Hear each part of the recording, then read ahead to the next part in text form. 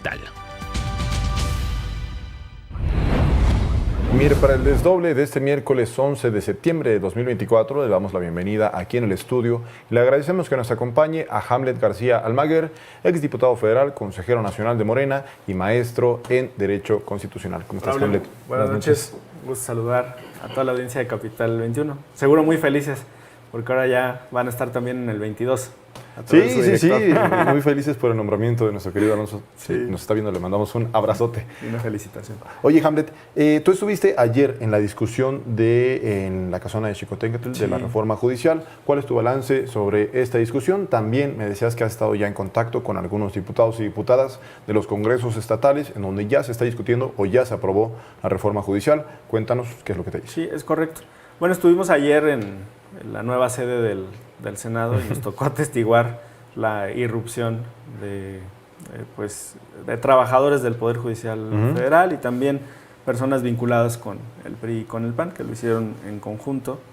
Y bueno, pues esto se asimila mucho a lo que ocurrió con el Capitolio o con las huestes de Bolsonaro en Brasil. Y a mí me sorprende porque tenía una perspectiva de las personas que trabajan en el Poder Judicial, en el sentido de que son individuos, son personas, son familias que conocen que los conflictos se deben de arreglar por vías institucionales y no a golpes, no a tubazos. Si no, no existirían los tribunales, ¿no? Claro. Sería la ley del talión. Pero qué bueno que hay un mensaje también contundente que se dio en la mesa directiva del Senado cuando se reinicia la sesión, porque el presidente Noroña, bueno, pues fue muy directo. Y ese mensaje se replicó también en las entidades federativas.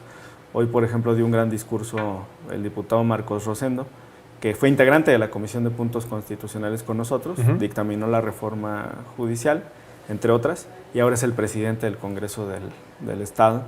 Y hoy desde ahí, de Tabasco, perdón. Ya. Y hoy desde ahí, desde Tabasco, pues condenó el ataque a la sede del Senado, que vimos que se replicó ya en algunos congresos locales hoy. Entonces, en esta línea de división de poderes es importante mantener la soberanía de los individuos, de los legisladores y del recinto. Esto está en el artículo 61 de la Constitución. Los recintos parlamentarios son inviolables y es similar a que si en una manifestación pues, se decidiera allanar los juzgados o los tribunales y no permitir que la Corte o los colegiados sesionen y tomen una decisión. Pues a mí me parece un acto de desesperación. La otra cara de la moneda hubiera sido que a lo mejor en alguna sesión de la Suprema Corte de Justicia de la Nación, manifestantes a favor de la reforma hubieran entrado al pleno de la Suprema Corte, ¿no? O sea, sería equiparable. Sí, o entrar a decirles que no se pueden ir de vacaciones pagadas, ¿no? Que no pueden tener el paro. Pues ya es una decisión que ellos toman. Se reitera, obviamente, la importancia de que no le cueste al pueblo de México. Pero bien, contentos por el resultado de ayer. La bancada tuvo mucho ánimo toda la noche. En cuanto se dio la votación en lo general, la verdad es que la oposición se desmoralizó completamente. Empezaron a retirar sus reservas, que son objeciones que se tienen sobre artículos en lo individual. ¿Más o menos cuántas reservas se presentaron? Bueno, se habían presentado 80 oradores, 38 eran de nuestra coalición, Morena, PT y Verde, y los restantes de la oposición, y cada quien podía reservar uno o más artículos, pero eran por lo menos 80 objeciones y algunas abarcaban más de 2 artículos. Al final de cuentas, bueno, pues se retiró más de la mitad, no hubo tanta discusión, y la jornada pudo avanzar y llegar ya con esta mayoría calificada de 86 a la aprobación. Y la cápsula pues muy completa, porque es lo que está ocurriendo. Están las legislaturas locales, algunas han sesionado para votar en contra, referían la de Querétaro, y otras a favor. Y ya, bueno, se irá a sanción, promulgación y publicación. Y ahí en la convocatoria de los 30 días que también marcaba la cápsula es el momento clave para la renovación del judicial. Ahora, ya está en marcha este proceso, pero también ahorita lo comentábamos, después de que Miguel Ángel Yunes Márquez votó a favor de la reforma judicial, la Comisión Permanente del Partido de Acción Nacional lo expulsó, pero otras de las acciones que anunció esta Comisión Permanente fue presentar recursos de inconstitucionalidad o recursos en contra de la reforma al Poder Judicial. Ya se aprobó en la Cámara de Diputados, ya se aprobó en el Senado de la República, ya se aprobó en 11 congresos estatales, ya está en marcha el proceso pues, de una reforma constitucional. En ese camino, en ese periodo que ya vimos en la nota, todavía pueden presentar algún recurso para tratar de darle marcha atrás. La Corte a lo mejor puede atraer algún caso o algo para tratar de darle marcha atrás, como ya ha sucedido con otras reformas. Sí, tienen la intención. Ayer Carolina Villano lo dijo en su discurso en la antigua sede del Senado, y hoy seguí 4 sesiones de congresos locales y los discursos están calcados, son idénticos.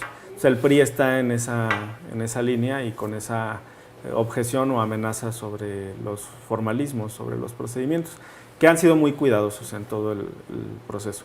A mí me gustó mucho el discurso del diputado Marcos Rosendo, porque él decía: miren, la Cámara en el Pleno, el Senado en comisiones y en el Pleno, puede en un momento, digamos, federal de esta discusión, de este debate, modificar el contenido de la reforma. Los congresos locales ya no tenemos esa facultad. Aquí nada más es sí o no. Entonces no se requiere un proceso tan elaborado.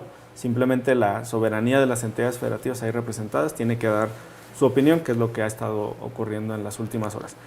A pesar de eso, los mensajes permanentes del PRI son en relación al proceso, sí van a querer impugnar. Y te iba a preguntar, esta razón de que ya no pueden discutir el contenido de la reforma, sino únicamente votar a favor o en contra, también tiene que ver con que se estén aprobando pues, tan rápido estas reformas en los congresos estatales. Vi también que el dictamen, o así, sí, el documento que llega a los congresos estatales tiene al final, antes de la firma, una leyenda que dice que el contenido no está sujeto a interpretación, sino que se establece la literalidad del texto de la reforma. ¿Se refiere a esto? ¿Y por eso se aprueban tan rápido? Incluso cada estado tiene sus reglas, pero la sesión de Quintana Roo fue muy interesante porque se les dio una lectura completa de los artículos transitorios, de cómo se iba a operar esta reforma. Y en el caso de Tabasco, reitero, se les entregó copia a todos de este dictamen, pero ese es el fondo. O sea, solamente puede decir la legislatura local si comparto o no comparto lo que el Congreso de la Unión determinó. Hay un desdoble en la reforma judicial, que es qué va a pasar con las entidades federativas, porque lo que aprobamos a nivel constitucional federal pues es una reforma mayoritariamente para el Poder Judicial de la Federación. Los estados tienen una medida que se llama libertad de configuración legislativa, es un nombre técnico, y significa que en este margen de soberanía estatal ellos pueden tomar sus decisiones. Y por esa razón, en un transitorio se establecen 180 días, 6 meses, para que cada constituyente local haga su propia reforma al sistema de justicia estatal, para elegir a sus jueces y magistrados locales. Se les dan parámetros, tiene que ser paritario, tiene que ser un concurso abierto, los 3 poderes de la Unión tienen que nominar, tienen que ser electos por el voto libre, secreto y directo de la población, se tiene que separar el Consejo de la Judicatura de los Tribunales Superiores de Justicia, así se llaman en los estados.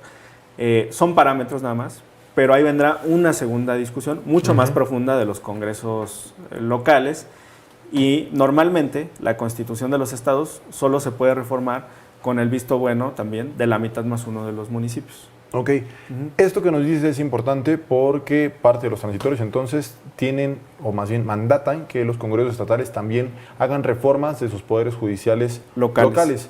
Estas reformas, por lo que nos dices, tienen parámetros que son irrenunciables, pero los términos particulares sí los pueden modificar, ¿o cómo está esa situación? Sí tienen un margen de apreciación. Por ejemplo, para la gradualidad, los estados pueden decidir entre elegir a sus jueces y magistrados en el 25 o esperar hasta el 27.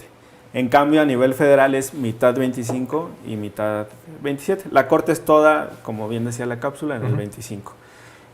Las entidades tendrán entonces esa libertad y vendrá un debate mucho más rico y profundo con los puntos de vista que hay en cada entidad federativa y las vocaciones. Ok, pero los congresos estatales no pueden decir que no van a reformar su poder judicial local. Es decir, eso es un mandato que tienen que cumplir. Los términos específicos de cómo lo hacen, eso es su soberanía, ¿no? Sí, es un mandato, y ahí incluso pues las minorías parlamentarias, si pasan estos 6 meses, podrían presentar un recurso para que se obligue al constituyente local a aprobar su propia reforma judicial. Pues estoy hablando de Aguascalientes, Querétaro, Guanajuato, donde hay pues perspectivas de que probablemente no aprueben la reforma federal. De todas formas, a pesar de eso, a pesar de que voten en contra, tendrán que hacer su reforma a nivel estatal. Excelente. Bueno, pues como vemos es un proceso que todavía no ha terminado, es un proceso que durará todavía un par de meses y acá te estaremos dando lata para comentarlo. Braulio, Te agradezco muchas mucho, gracias. Hamlet.